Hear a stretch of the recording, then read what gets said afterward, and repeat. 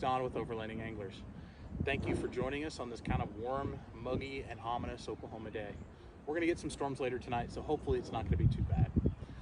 We've got some more modifications done here to the War Machine, so we're going to go over those today, and then we're going to talk a little bit about gear ratios and why they're important. Another thing I want to do, remind you guys, if you like this channel and you like the content, like and subscribe so you can get more, especially when we start getting into the builds for the other two vehicles. All right, let's check it out. We've got two of these 3" by 3" side shooter ditch lights from Ironman 4x4. Mounting brackets were not included, so that's something that we had to come up with. But these things are super bright. 6,000 lumens coming off each side with a 140-degree beam spread. They are bright and they are just fantastic. I can't wait to get them out on the trail. Okay, check this out, guys. Forgive me, I wasn't able to get my tripod to work, so we're just gonna have to do it this way. But we've got 5 of these dual lights from Ironman 4x4 mounted right up here on the roof rack. Super easy to get up there, just had to drill through the flat steel plating. These lights are pretty intense. We've got 500 meters of usable light off of those main lights, and then they've got some halos. Those halos we wired into the headlights, so it kind of creates a cool effect when you're just driving down the road at night. Not anything that's bright or gonna get you in trouble, but it's a really cool deal.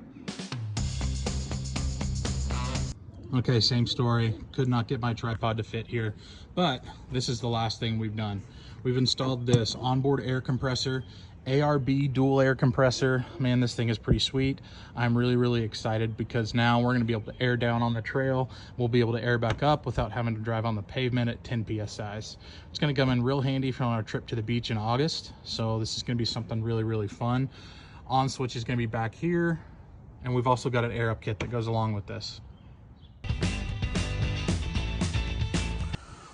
All right, guys, the last thing that we've done to this 4Runner has everything to do with this differential and its little brother up front. We have replaced the stock 3.73 gears with Revolution 4.88s.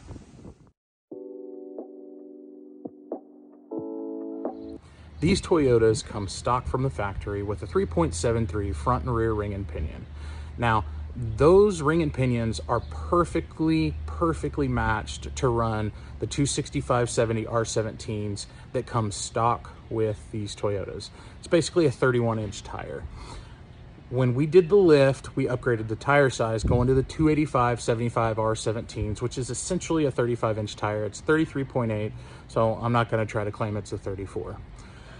Now, what we did is we effectively down-geared our vehicle. I had the lift with the new wheels and tires on this 4Runner for about 3 weeks before I could get it back to the shop, just because we couldn't get the axle rebuild kits in time.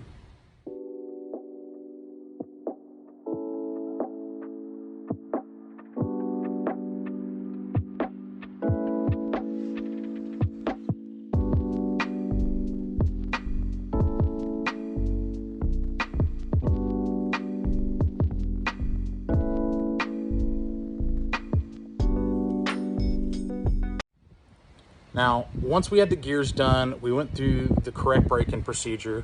It was a little bit of a headache, but it's really important that you do that correctly. Once we did that, and I was able to get it back up on the highway, doing 75 miles an hour on my way to work, I was now sitting at 2,600 RPM. So from stock, that was a net gain of 500 RPMs at 75. Made me a little nervous, but the more I looked into it, the more I realized not really that big of a deal.